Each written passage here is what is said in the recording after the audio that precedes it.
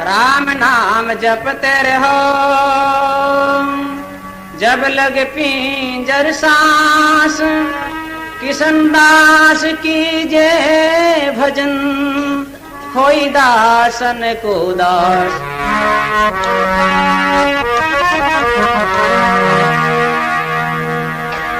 दरिया साचा राम है और शकली झूठ।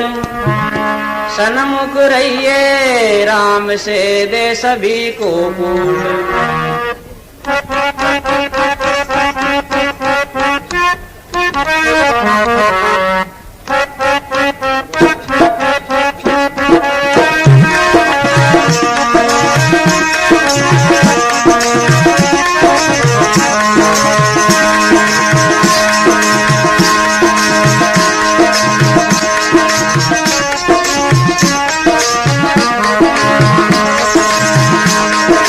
मन राम भजन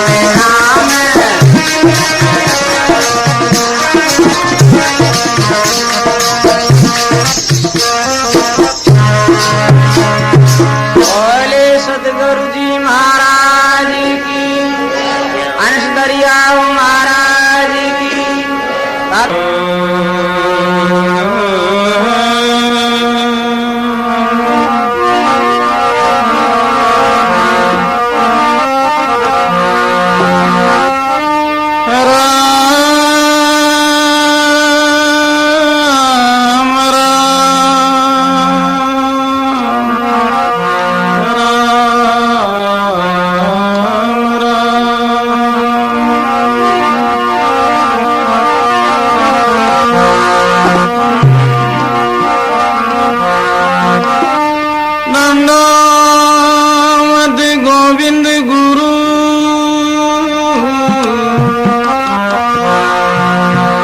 वंदु अभिजन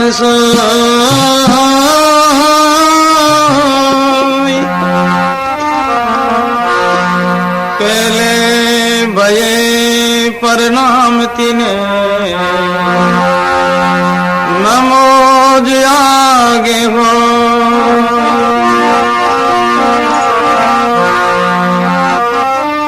गुरु गोविंद कर जानिए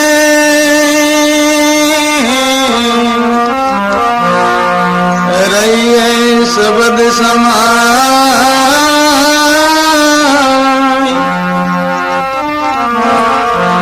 मिले तो दंडोवत बंदगी नहीं तो पल पल ध्यान लगाए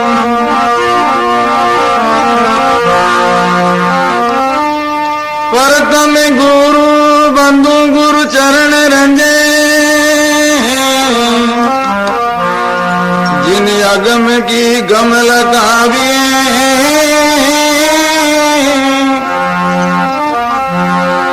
गुरु ज्ञान दीप प्रकाश कर पट खोल दर्श दिखाविए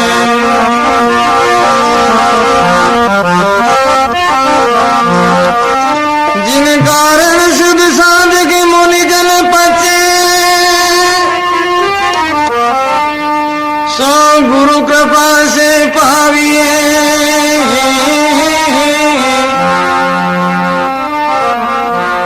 आखे मूर्ति अमी सूरती काम जाय समाविए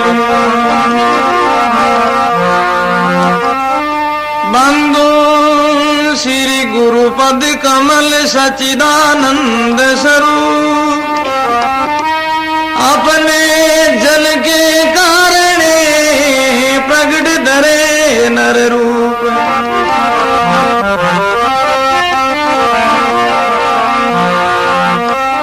नमो राम पर ब्रह्म जी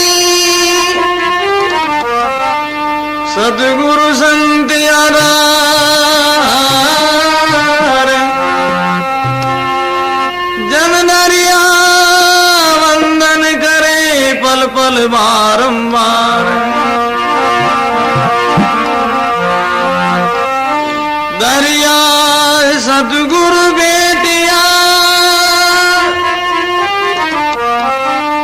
जान दिन जन्म सनात जी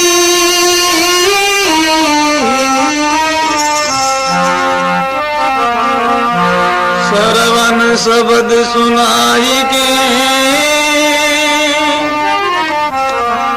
मस्तक दीना हाथ जी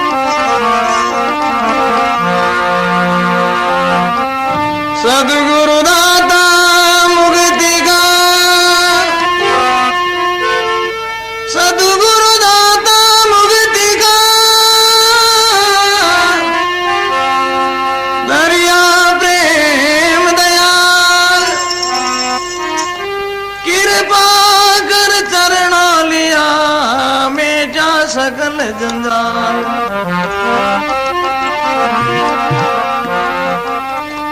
भक्ति भगत भगवत गुरु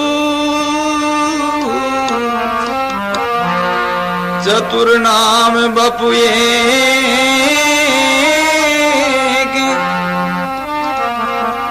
जिनके पद वंदन किए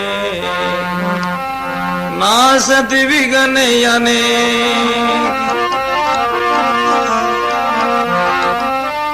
संत समागम कीजिए तजिए और उपाय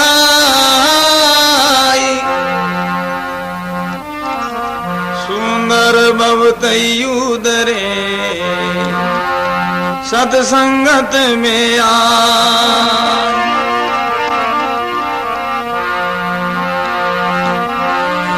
सुरता जा हरि मिलन की तो करिए सतसंग जी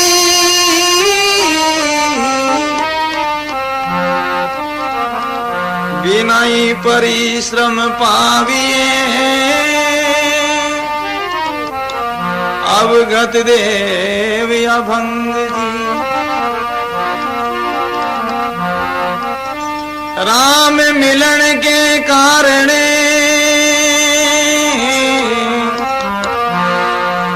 जे तू खरा उदास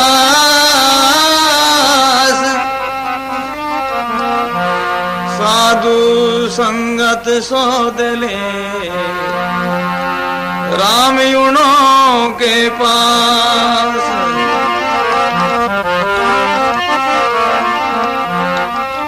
प्रीति प्रचंड लगे पर ब्रह्म से और समय कछु लागत फीको शुद्ध हृदय मति होए सो निर्मल द्वैत प्रभाव मिटे सब जीव को। गौ सिर ज्ञान अनंत चले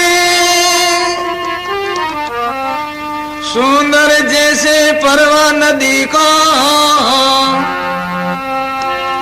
ताइत जान करो निस्वासुर साधु को संग सदा यतिनी को।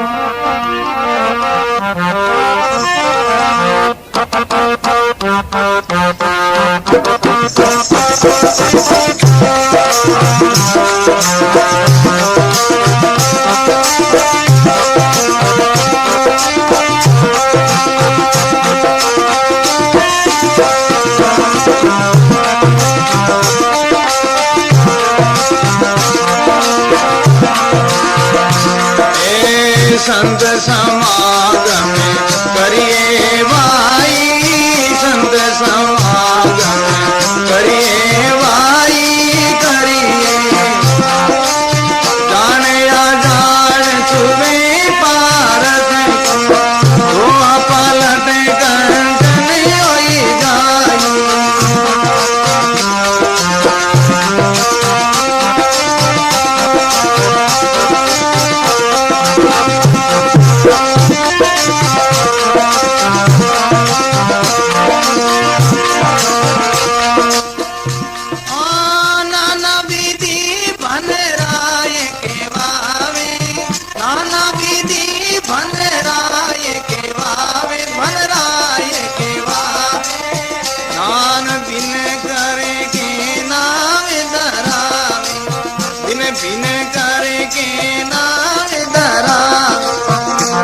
समागम करिए भाई संत समागम करिए भाई करिए जान या जान तुम्हें भारत को लोहा पलट कंचन होई जाए।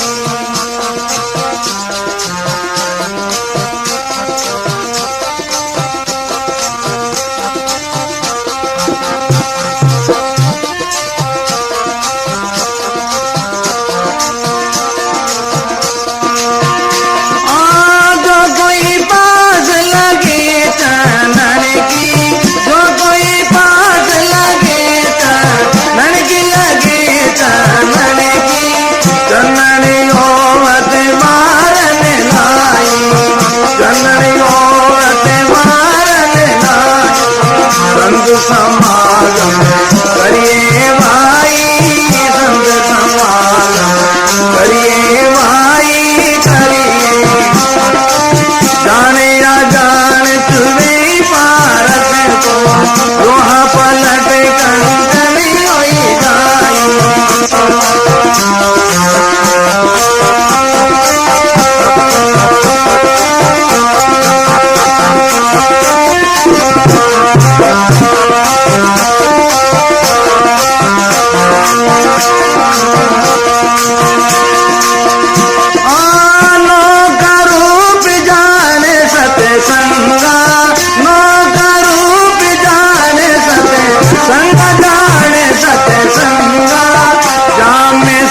कोई में सोयाई जामे सब कोई में सोयाई संत समागम करिए भाई संत समागम करिए भाई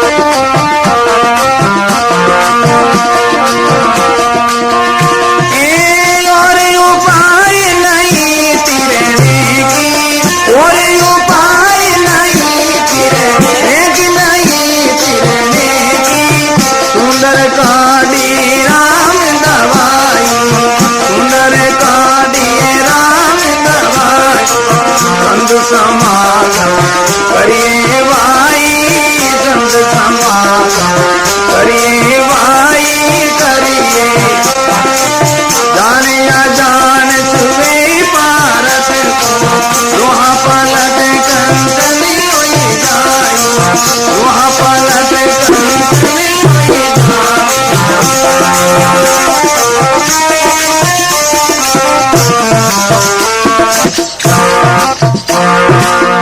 बोलो राम जी महाराज की, सर्व संत महात्मा की, सत्य सनातन धर्म की। भगवत कथा अनुरागी धर्म प्रेमी सत्संगी भाइयों, माता और बहनों, संत महापुरुषों की वाणी, शास्त्र और संत सत्संग की बहुत जो महिमा करते हैं। सत्संग कब मिलती है, सत्संग किसको मिलती है, संत महापुरुषों के दीदार किसको होता और कब होता है। संत महापुरुषों की वाणी सुनने से यह अनुभव होता है कि संतों के दीदार समागम कब होता है। जिस समय हनुमान जी महाराज जो लंका पधारे थे और वहां बभीक्षण जी महाराज और हनुमान जी का आपस में मिलन हुआ, उस समय बभीक्षण जी हनुमान जी से प्रार्थना करते, निवेदन करते, हनुमान जी आज मेरे ऊपर भगवान की जो कृपा हुई है,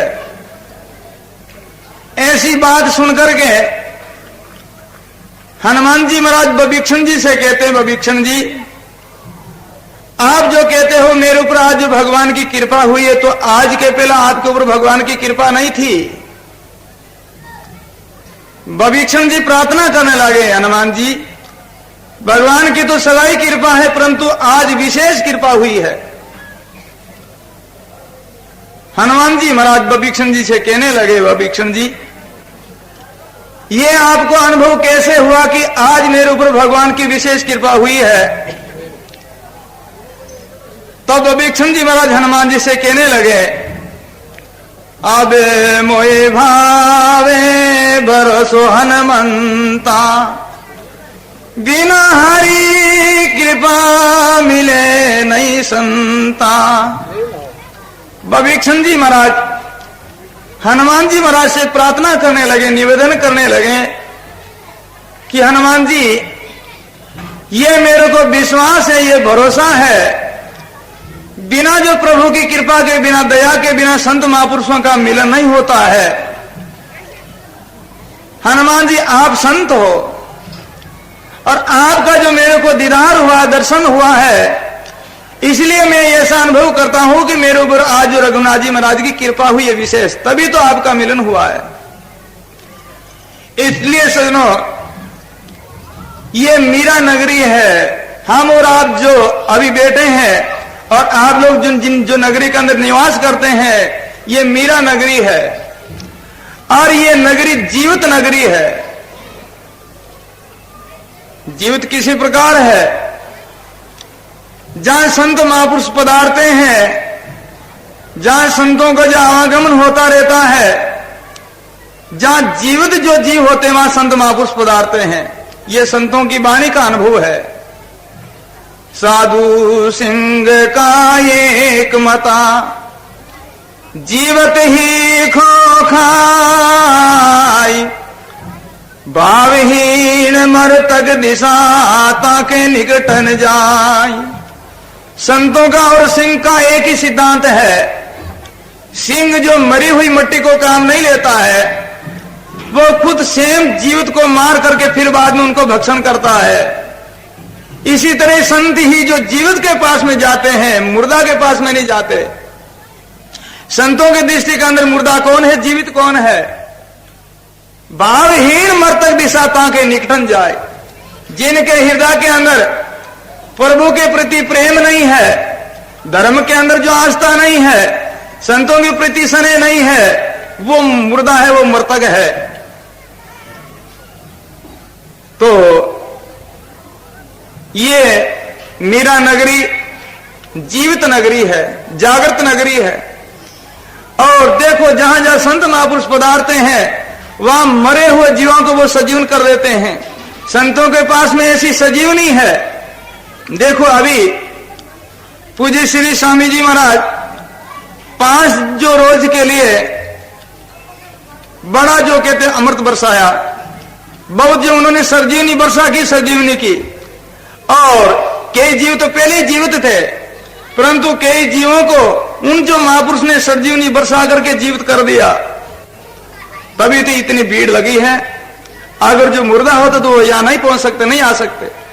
ये सब जीवित जीवित यहां जो आकर के इकट्ठे हुए हैं, जिनके हृदय के अंदर परमात्मा की प्रीति आस्था है, धर्म के अर्थ जो जिनकी जो प्रीति है, संतों के अंदर जो प्रेम है, वही जो यहां आ सकते हैं, वही आता है। तो सज्जनों, संत महापुरुष फरमाते हैं सत्संग का जिज्ञासु लोगों को हमेशा के लिए आवश्यकता रहती है। जिज्ञासु को हमेशा सत्संग करना चाहिए। सत्संग क्या है?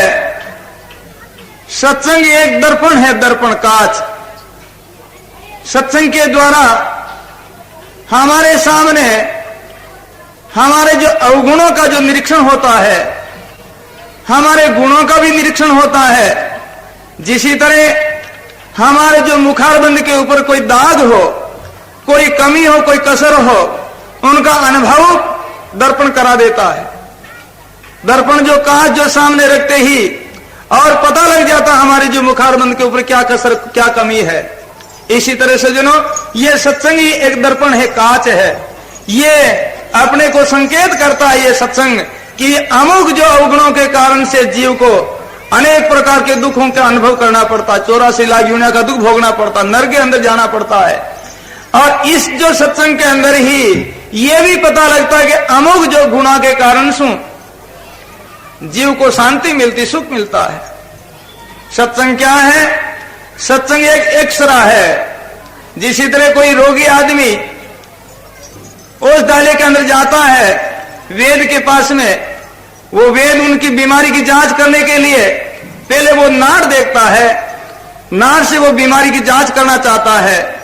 अगर नाड़ से अगर उनकी बीमारी की जांच नहीं होती है, फिर वो क्या करते हैं, उनका एक्सरा लेते हैं। और एक्सरा लेते ही एक्सरा उनको संकेत कर देता वेद को कि अमुक जो बीमारी अमुक जगह है। फिर बाद में वो उनका इलाज करता है और फिर वो अपने को जो मरीज को उनको औषधि देता है। परंतु बात यह है भाई, एक्सरा बीमारी की और जो कहां बीमारी है उनको सबको वो संकेत कर देता है, परंतु उन जो औषधि को खुद को लेना पड़ता है। जो वेद जो अपने को प्रेत बता दे वो खुद को रखना पड़ता है। इसलिए ये सत्संग ही एक एक्सरा ही है। इन सत्संग के द्वारा हमारा ऐसा जो कहते हैं जन्म मृत्यु की ये बीमारी है, पीड़ा है, और इन बीमारी को छूटने के लिए और संत महापुरुष ही वेद है, डॉक्टर है, और जीव जो रोगी है बार बार जो मरता और बार बार जन्मता, ये 1,84 दुनिया के अंदर ये जाता है, बहुत प्रकार के दुखों का अनुभव करता है। तो संत महापुरुष इन बीमारी से छूटने के लिए नाम रूपी औषधि देते हैं, और इन जो औषधि का सेवन करने से जन्म मृत्यु की बीमारी का ये पीड़ा सदा के लिए शांत हो जाती है। राम नाम की औषधि जो अष्ट फेरे ही खाए, संत दास रुच पच रहे तो 84 मिट जाए। संत महापुरुष फरमाते हैं राम नाम की औषधि जो 8 फेरी ही खाए, राम नाम की दवा जो 8 फेरी हलते चालते उड़ते बेते हरदम जो नाम के चिंतन सुमन करते ही रहते हैं, ये औषधि को जो सेवन करता लेता ही रहता है, तो जन्म मृत्यु की ये पीड़ा है, बीमारी है, ये सदा के लिए शांत हो जाती है। इसलिए सज्जनों, जिज्ञासु को हमेशा के लिए सत्संग की आवश्यकता है। हमेशा सत्संग होना चाहिए। सत्संग से ही हम कुछ विकास कर सकते हैं। हमारे जीवन के अंदर उज्जवलता आ सकती है सत्संग के द्वारा ही। भक्ति बीड़ा जब यूप उपजे, करणी पूर में पूरे, सत्संगत जड़ पोक बिना सूख जावे अंकुर। संत महापुरुष फरमाते हैं, ज्ञान से सुनने की बात है, भक्ति बीड़ा जब उपजे करणी पूरम पूर। जिसी तरह बगीचा जो लगाते हैं और छोटे छोटे वो पौधा होता है, उनके अंदर हमेशा के लिए समय समय पर जल की आवश्यकता रहती है। समय पर उनको जल मिल जाता तब तो वो पौधा आगे बढ़ता है, आगे बढ़ करके वो एक दिन फल देता है, फल देने के वो लायक हो जाता है। परंतु समय पर जल नहीं मिलने के कारण से पौधा वो मुड़ जाता है, पौधा खत्म हो जाता है, फिर उन पौधा से अपने को फल नहीं मिलता। इसलिए सज्जनों, संत महापुरुष फरमाते हैं, भक्ति रूपी पौधा कब लगता है और ये पौधा आगे कब बढ़ता है, और इस पौधा के क्या जो कहते फल लगता है, कौन सा फल की जो कहते अपनी प्राप्ति होती है। भक्ति रूपी पौधा के ज्ञान रूपी फल लगता है, और ये जो पौधा आगे कब बढ़ता है, जब बार बार सत्संग रूपी जल मिलता रहे। भक्ति बीड़ा जब उपजे करणी पूरम पूर, पूर्ण पूर्व जो संत महापुरुषों ने अपने को साधना बताई है और जो नेम मर्यादा सिद्धांत बताया है, उनके जो साधना और नेम मर्यादा सिद्धांत का पालन करने से ही ये भक्ति रूपी पौधा आगे बढ़ता है। सत्संग जल पोग बिना सूख जावे अंकुर, ये कहते हैं भक्ति रूपी पौधा हमेशा के लिए सत्संग रूपी जल मिलता रहे तो ये पौधा आगे बढ़ता है, और आगे बढ़ करके अपने को ज्ञान रूपी फल देते हैं, और ज्ञान रूपी फल मिलते ही जन्म मृत्यु की ये खुदिया है, भूख है सदा के लिए, इनसे जो तिरुपति हो जाती है। इसलिए महापुरुष फरमाते हैं, संत समागम करिए भाई, जान अजान छुए पारस को लोहा पलट कंचन हो जाए। फिर जो सत्संग का कैसा पराक्रम कैसा महत्व बताया है, पारस के लोहा के जान अजान भी अगर जो सपरुष हो जाता है और वो लोहा बदल करके सोना बन ही जाता है। गोस्वामी जी महाराज फरमाते हैं, सत सुधरे सतसंगत पाही, पारस परस कुधातु सुहाई। महापुरुष फरमाते हैं, सत्संग के द्वारा सट कहते मूर्ख को, मूर्ख भी सुधर करके सयाना हो सकता, समझदार हो सकता, पूजनिक आदरणीय हो सकता है। सट सुधरे सत्संगत पाई, पारस परस को धातु सुवाई। कहते हैं लोग की क्या कीमत है, उनका कैसा कठोर स्वभाव है, उनका कैसा काला जो रंग है, परंतु पारस से जो सपुरुष होते ही उनकी कीमत ही बदल जाती है, उनका स्वभाव ही बदल जाता है और उनका रंग भी बदल जाता है। ऐसे ही महापुरुष फरमाते हैं, सत्संग का ऐसा प्रभाव है, जिन्होंने संत महापुरुषों ने फरमाया है कि राम मिलन के कारण जे तू खरा उदास। हे जिज्ञासु, अगर परमात्मा से राम जी से और मिलना है तो क्या करना पड़ेगा, संत महापुरुषों का संग करना पड़ेगा। जब ही जीव परमात्मा की प्राप्ति करने की इच्छा रखता है और ये मिलना चाहता है तो इसको संत महापुरुषों का संग करना पड़ेगा। जब कद ही जीव को जो प्रभु मिलेंगे, जन्म मृत्यु के दुख की निवृत्ति की वो संतों के द्वारा ही होगी। किसी तरह संत महापुरुषों ने बड़ा सुंदर जो निर्णय किया है, ब्रह्म गायति लोक में साधु स्तन पान, मुख मार्ग अमृत जरे दादू कित ढूंढे आन। दादू महाराज फरमाते हैं, ब्रह्म गाय त्यों लोग में साधु स्तनपान। हमारे वो प्रभु राम जी हैं, वो जो कहते हैं सब जगह व्यापक रूप से है, और जिनका दृष्टांत दिया वो व्यापक परमात्मा किसी प्रकार प्राप्त हो सके। जिनका गाय का जो दृष्टांत दिया है, गाय के जो शरीर के अंदर रोम रोम के अंदर जो दूध व्यापक रूप से रहता है, परंतु वो दूध अगर कोई जिज्ञासु कोई सज्जन प्राप्त करना चाहता है तो थनों के द्वारा, बोलों के द्वारा ही दूध प्राप्त कर सकता है। थनों को छोड़ करके अगर गाय के और कई जो अंग से दूध प्राप्त करना चाहे, कोई खोजना चाहे तो नहीं मिलेगा। इसी तरह महापुरुष फरमाते हैं, ब्रह्म गाय त्यों लोग में साधु स्तनपान, मुख मार्ग अमृत जरे दादू कित ढूंढे आन। दादू महाराज फरमाते हैं, अगर दूध की प्राप्ति करनी है तो थनों को खोज, थनों की प्राप्ति कर, थनों के द्वारा तेरे को दूध प्राप्त हो सकता है। इसी तरह भगवान से राम जी से मिलना है, उनको संत महापुरुषों का संग करना पड़ेगा, और संतों के संग, उनकी जो कृपा से ही हम परमात्मा से राम जी से मिल सकते हैं।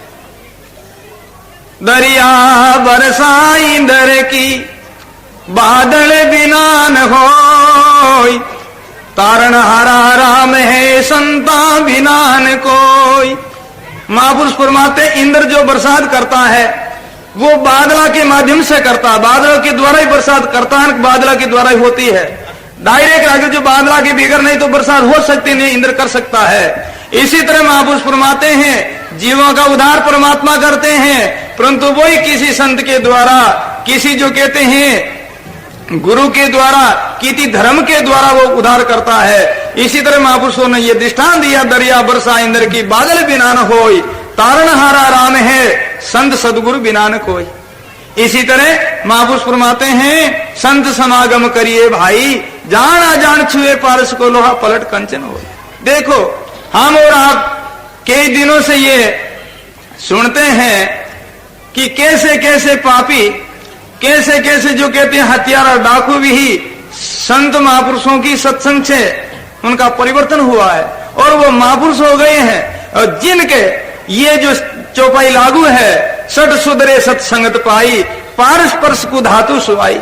वाल्मीकि डाकू थे और उनका जो कहते हैं परिवर्तन संत महापुरुषों के द्वारा ही हुआ है, संतों के सत्संग के द्वारा ही हुआ है।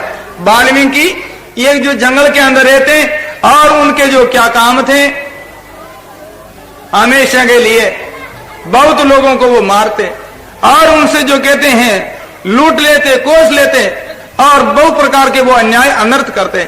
एक दिन के समय जिन जंगल के अंदर, जिन रास्ता के ऊपर जो वाल्मीकि जो छिपा हुआ रहता, उन्हीं जो रास्ते रास्ते जो सप्तऋषि जी महाराज विचरण करते, जंगल के अंदर महाराज जो सप्तऋषि जी पहुंचते हैं और उन्हीं रास्ता के ऊपर वो वाल्मीकि रहते।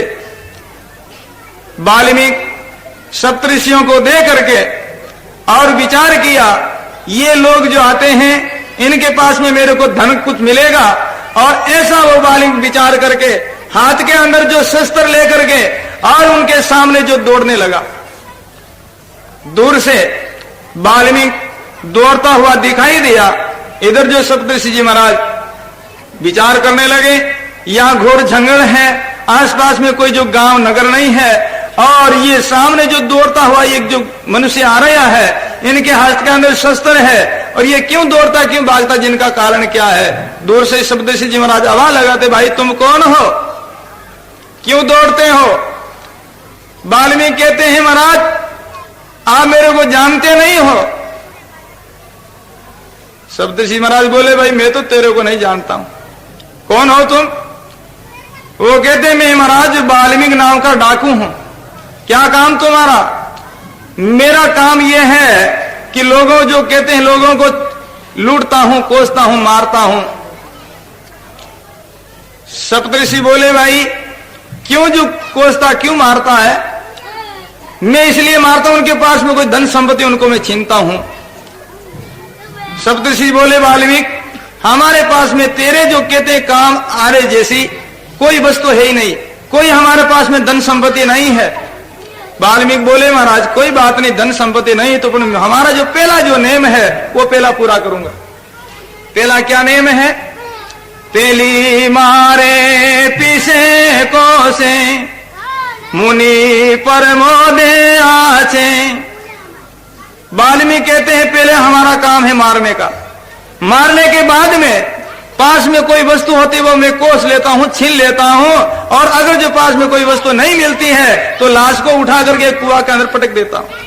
यह हमारा नेम है। पहला नेम महाराज मैं नेम पूरा करूंगा। सप्तऋषि बोले, सजनों वाल्मीकि मरने की कोई बात नहीं है, शरीर जो कहते प्रारब्ध से मिला है, जैसा शरीर का प्रारब्ध होता वैसा होता ही है, मरने की कोई चिंता नहीं। मरना है रेना नहीं, जामे फेरन सार, जन दरिया भेमान के अपना राम समान। मरना है रेना नहीं, मृत्यु तो सबकी होगी, जिनमें कोई फेरसार है नहीं। परंतु वाल्मीकि तेरी जो मेरे को बहुत दया आ रही है, इस कारण से मैं तेरे को समझाता हूं। वाल्मीकि बोले, महाराज किसी प्रकार दया आती, क्यों दया आती है। दया यूं आती है, एता पाप कर्म करे कौन जो छुड़ावे ही। सप्तऋषि जी महाराज वाल्मीकि को कहते हैं, वाल्मीकि इतना जो कहते हैं कर्म करता है तू, मानुषों को मारता है, मानुष की हत्या जो सबसे श्रेष्ठ होती है, और वो जो हत्या करता है, इतना पाप तू कब जो भोगेगा, ये कब तू छूटेगा इन पापों से। वाल्मीकि सप्तऋषि को उत्तर देता है, मेरे घर माता पिता अस तेरी पुतरी गरा, मारू को सुलावे खावे जके जो बटावे ही।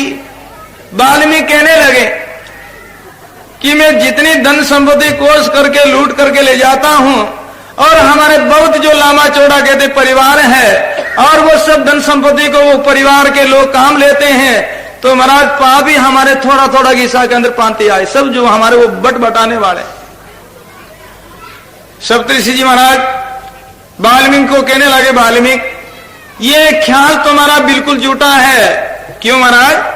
वे तो खावने का सोई पाप बंटावे नी को ही, वे सब खाने का ही हकदार है, पाप तुम्हारा तेरे को भोगना होगा, वो पाप के हकदार कोई नहीं होगा।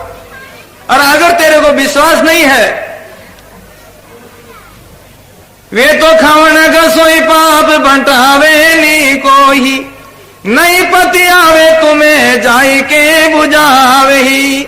अगर तेरे को विश्वास नहीं है तो जाओ तुम्हारे घर और तुम्हारे परिवार लोगों को पूछो कि हमारे जो मैं जो पाप करता हूं उनका जो हकदार कौन कौन हो। वाल्मीकि बोले, महाराज मैं समझ गया हूं कि मैं घर जाता हूं, पीछे आप कहीं जो घमनी जो कटी भाग नहीं जाओ तो। सप्तऋषि जी महाराज बोले, वाल्मीकि मैं यहीं जो बैठा हूं, और अगर तेरे को विश्वास नहीं है तो जिस प्रकार विश्वास हो ऐसा कर लो। वाल्मीकि बोले, महाराज मैं घर पूछने के लिए तो जाता हूं, पर पहले मैं आपको बांध करके फिर बाद में जाऊंगा। कोई बात नहीं भाई, ऐसा कर लो। वाल्मीकि अभी क्या करते हैं, सप्तऋषि को एक जो दरख्त के जो बांध करके जकड़ करके फिर बाद में अब घर जाते हैं। घर जाकर के अपने माता पिता से वो पूछताछ करते हैं, एक जो कमाऊं लाऊं खाऊं जो खपटो ये ता, जेता खोटा खरा मेरा कौन जो बटावे ही। वाल्मीकि जाकर के अपना माता पिता से जाकर के ये निवेदन किया, प्रार्थना की कि मैं इतना जो कहते हैं धन कोष करके लूट करके लोगों को जो कष्ट दे करके मार करके मैं धन लाता हूं, और आप सब परिवार के लोग धन को काम लेते हो, पर ये बताओ हमारे जो पाप के जो हिस्से बटाने वाले कौन है। माता पिता ने उत्तर दिया, वाल्मीकि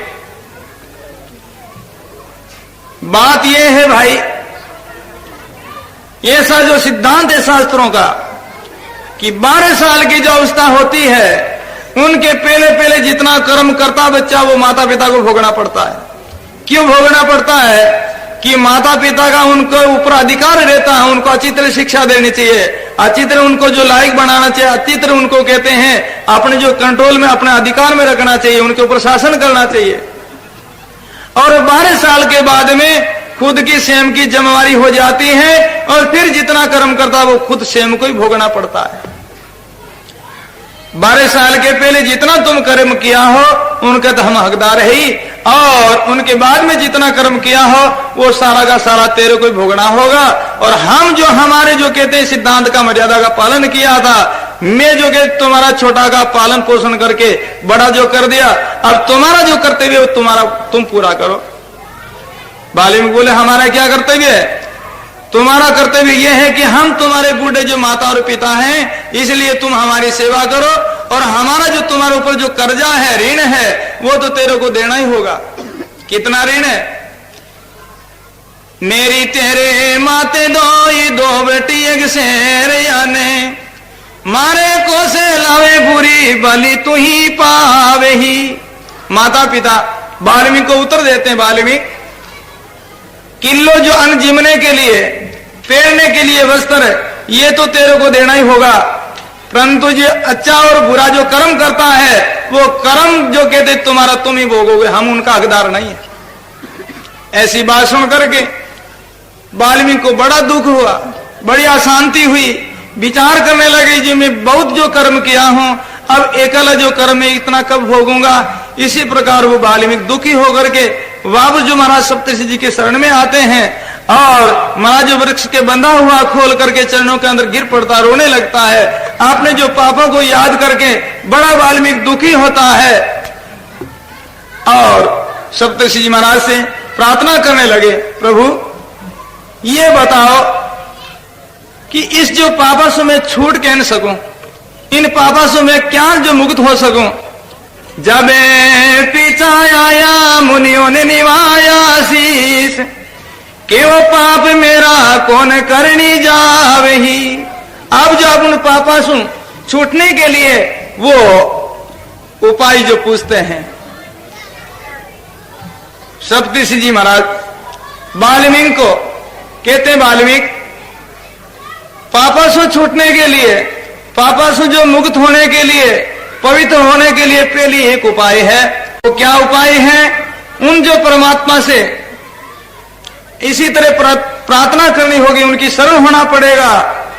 अगला गुना मेरा माफे करो, सुन जो श्री जने हारा रे, फिर करूं तो मारे जो गुनगारे तुम्हारा रे। परमात्मा से इसी प्रकार तुम प्रार्थना करो कि मैं भूल के अंदर, अज्ञान के अंदर जितना कर्म किया हूं वो तो आप कृपा करके हमारा माफ कर दो, और आगे के लिए आज से ही अब मैं जो आगे कभी कर्म करूं तो मैं आपका दोषी कहलाऊं। इसी प्रकार तो प्रभु को जो प्रार्थना कर शरण ले, और फिर राम नाम जाप जप्या हरे पाप कर्म सारा, पतित पावन प्रभु बिरदे बदावही। उन जो प्रभु का नाम जो लेने से पापा की जो कहते निवृत्ति हो जाती है, पापा से जो कहते छूट जाता है, प्राणी जो निर्दोष हो जाता है। पतित पावन प्रभु बिरद बदावी, परमात्मा का बिरद क्या है? वो पतित को पावन करते, पापी को धर्मात्मा बना देते हैं।